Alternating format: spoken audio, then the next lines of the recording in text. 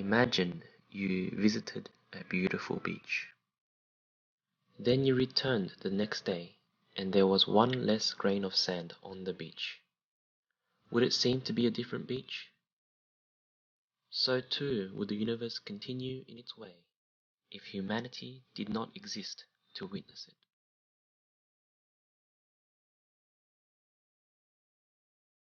The Earth is a very small stage in a vast cosmic arena. We are more insignificant than we ever could have imagined. You could get rid of us and all the galaxies and everything we see in the universe, and it would be largely the same. So we're insignificant on a scale that Copernicus never would have imagined. Our planet is a lonely speck in the great enveloping cosmic dark. In our obscurity, in all this vastness, there is no hint that help will come from elsewhere to save us from ourselves. And in addition, it turns out the future is miserable. That should depress you. But I would argue that, in fact, it should embolden you and provide you a different kind of consolation. Because if the universe doesn't care about us, and if we're an accident in a remote corner of the universe, in some sense it makes us more precious. The meaning in our lives is provided by us. We provide our own meaning. And we should enjoy our brief moment in the sun. We should make the most of our brief moment in the sun because this is all we have. And even if we're so rare that we're the only life forms in the universe, which I doubt, that makes us, in some sense, while we're more insignificant, we're more special.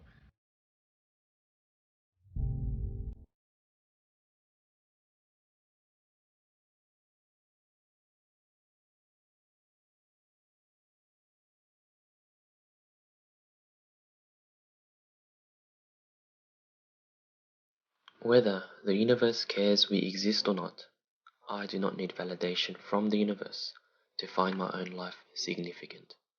The concept of an afterlife places value on what is to come rather than what it currently is, thereby diminishing the importance of the here and now.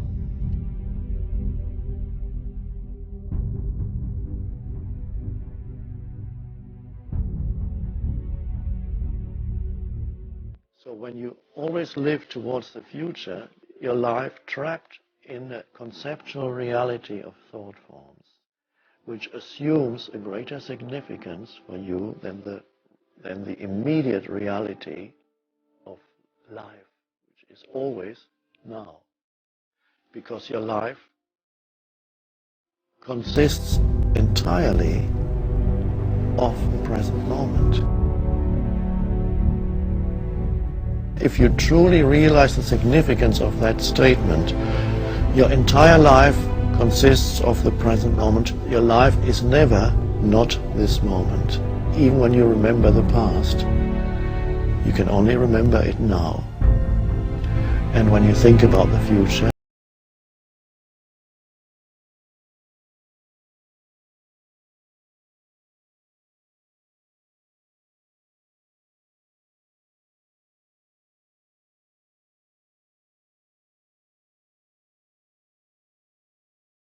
that they need to overcome in order to get to some better point, which never arrives.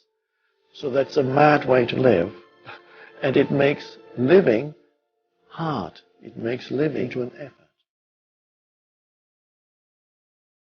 Living for the afterlife, thoughtlessly following a set of what not to do rules which you cannot question, that's basically devaluing your life in favor of worshipping death.